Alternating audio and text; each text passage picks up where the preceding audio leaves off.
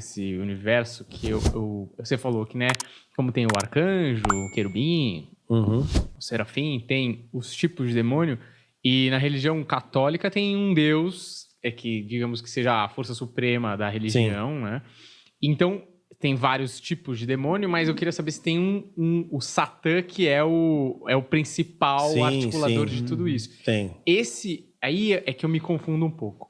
Esse cara que é o grande articulador do satanismo é o Lúcifer que caiu, ou esse cara já existia há muito tempo antes? Como que vamos dizer assim, o mito, tem um mito de criação da igreja, né, de Deus, sei lá, como que é essa origem, vamos dizer assim? Entendi. Sabe? Excelente. Sim, entendi. Quando ele está operando. Né? Como que isso surgiu? O nome dele já foi dito pela literatura judaica como Samael, né? Mas não tem nada a ver. É Lúcifer mesmo, que fala em Isaías, é o portador de luz.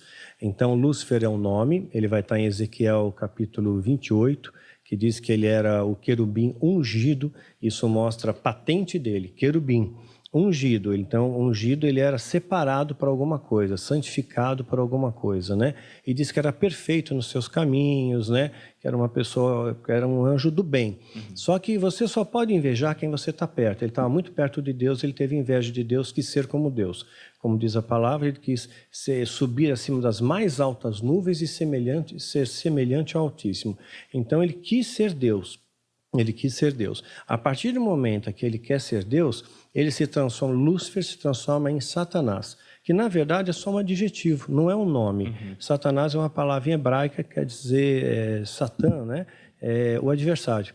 Né? E a palavra diabo vem de diabolos, vem do grego, é aquele que traz divisão. São adjetivos só, mas o nome é Lúcifer. Né? O resto são só adjetivos. Né? E ele sim é o majoritário. Agora, o poder de persuasão dele é inacreditável. Ele enganou a terça parte dos anjos. A terça parte, isso não é pouco. Quando a gente imagina em terça parte dos anjos, quando a gente faz uma projeção para a Terra, temos 7 bilhões e meio de pessoas aqui, né? A gente vai ter uma ideia, a terça parte, né? Só que a Terra é um ponto no universo, é um nada. Né? Quando foi a sonda Voyager saindo do sistema solar, ela tirou uma foto da Terra perto de Saturno e a Terra é um pontinho. Até Carl Sagan chamou de um pálido ponto azul no universo. O nome do livro dele, né? O nome do livro dele é esse. Exatamente, né? Pálido ponto azul no universo. E aí quando você vê as proporções, a Terra perto do Sol, um ponto. O Sol perto de uma gigante vermelha, um ponto. Né? Nós só enxergamos 4% do universo. O universo observável é só 4%. A gente não tem ideia de nada. Agora você imagina que o Deus Criador, o Todo-Poderoso, o El Shaddai, vai criar, né, uma quantidade de anjos, né, para caber somente nessa bolinha da Terra. Né? Então eu imagino que essas miríades são muito maiores. A Jerusalém Celestial é muito maior do que isso. Tem tamanho de uma galáxia, talvez. Né? Então não é do tamanho da Terra, não é uma coisa minúscula como nós, mas é grande. O Criador fez coisas grandes. Né? E eu acredito em vidas em outros planetas também. Porque seria utopia a gente acreditar que tudo isso aqui foi feito só para a gente. Né? Eu já falei isso em vídeo, inclusive. Né? Então, o que acontece? Então, quando ele enganou a terça parte, ele enganou muito, bilhões, trilhões de anjos. E o poder de persuasão dele foi muito bom. Foi muito bom. Né? O que ele falou para esses caras, para que ele falou para esses demônios, né, para esses anjos, né, que conseguiram enganá-los? Tem um livro, Paraíso Perdido, do John Milton, ele dá algumas pistas, ele sugere algumas ideias. Né? Então, dá a impressão, e como ele estava muito próximo a Deus, muito próximo do rei, digamos assim, ele sabia coisas que ninguém mais sabia. E ele começou a espalhar, isso é teoria do John Milton, tá? Começou a espalhar, e eu estou usando até como ilustração para a história de Mitre, né?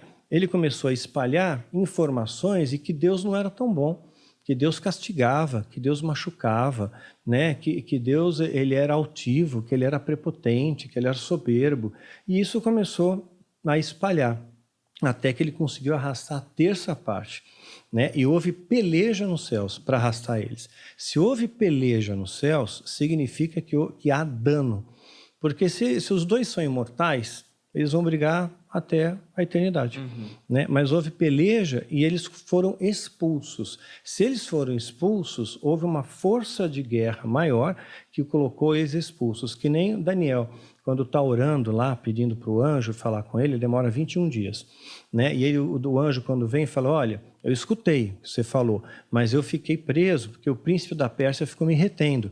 Ou seja, se houve retenção, houve dano. Houve combate, porque senão eles estariam brigando para toda a posteridade. Então existe dano nessas batalhas, existe dano nesses confrontos, né? Por isso que a árvore da vida diz que traz cura para as nações, né? Então as folhas da árvore da vida traz cura. Então eu entendo que essas folhas trazem cura para feridas e combate, quer seja dos anjos, quer sejam de pessoas que chegam machucadas no céu, né? Alguma coisa assim. Mas ele consegue sim, trouxe toda essa galera para cá, houve peleja real, né? Mas ele só consegue aparecer dentro do contexto ritual. Fora do contexto ritual não pode. Os anjos já conseguem, você tinha falado que eles já conseguem. Sim. Você já teve contato com algum anjo? Tive, pontual, eu vim convertido há 22 anos, né? E mais, né? 23 anos.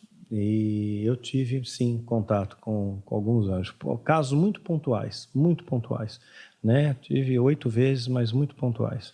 Muito precisos, assim, muita coisa que eu precisava naquele momento, né? Que era uma prova de Deus para mim que eu precisava, né? Então, assim, eu sempre fui muito racional, fui muito cético.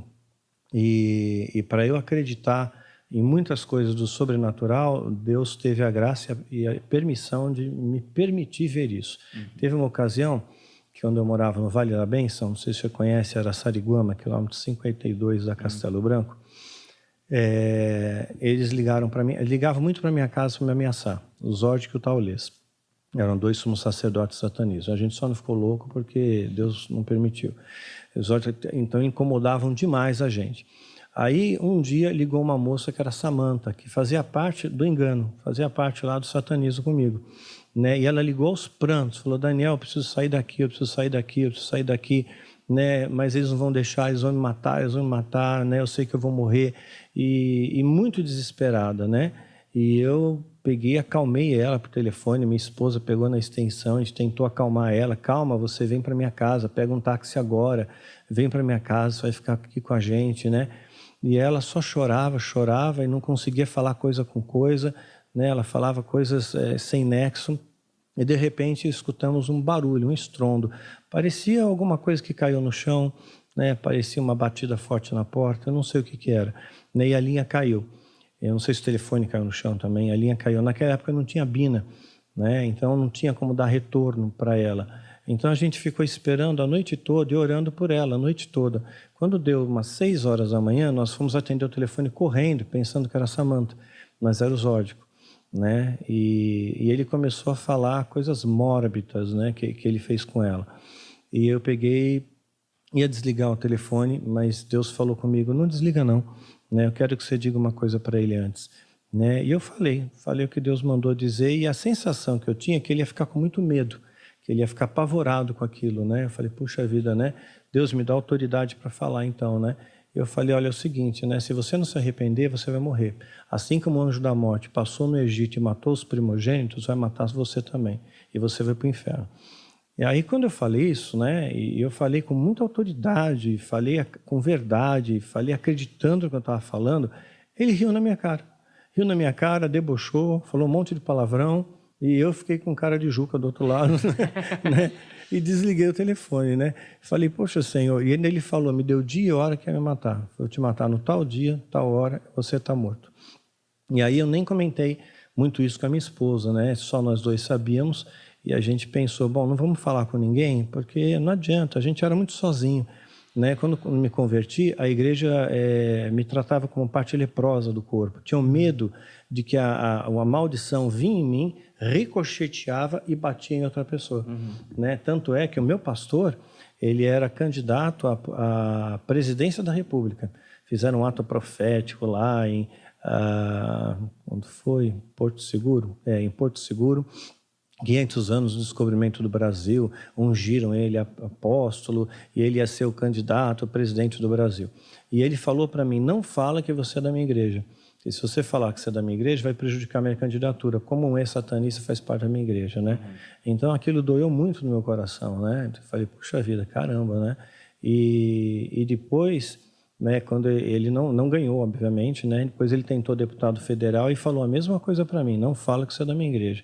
Então não tinha apoio da igreja, não tinha apoio de nada. As pessoas tinham medo de mim, tinham medo que ricocheteasse, respingasse a maldição, né?